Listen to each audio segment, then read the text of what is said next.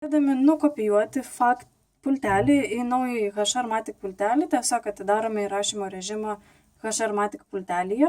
Pirmąjį mygtuką nuspaudžiame ir 4 kartus spaudžiame antrąjį. 1, 2, 3, 4.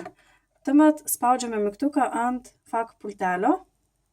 Laikome atstumą šiek tiek didesnį, matome mygtuką, LED lemputė nustojo mirksėti, jinai vėl pradeda mirksėti, tada reiškia, kad kodas yra priimtas ir tiesiog užtvirtiname jį. Dabar iš karto atliksime fakt pultelio prirašymo procedūrą prie universalaus turimo imtuvo. Tai visų pirma, atidarome įrašymo režimą jame ir spaudžiame tą mygtuką, kurį norime prirašyti. Laukiame, kol LEDas nustos mirksėti, patikriname, ar veikia. Mėlyna zona rodo, kad vartai atsidaro.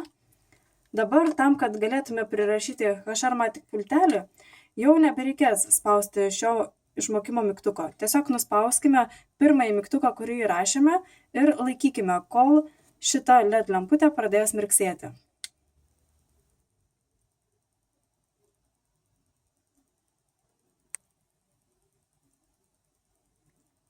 LED lemputė mirksi, ją atleidžiame ir tiesiog palaukiame, kol imtuvas pagaus kodą. Vėlgi mėlyna zona rodo, kad imtuvas priėmė mūsų nukopijuotą kodą ir vartai atsidaro.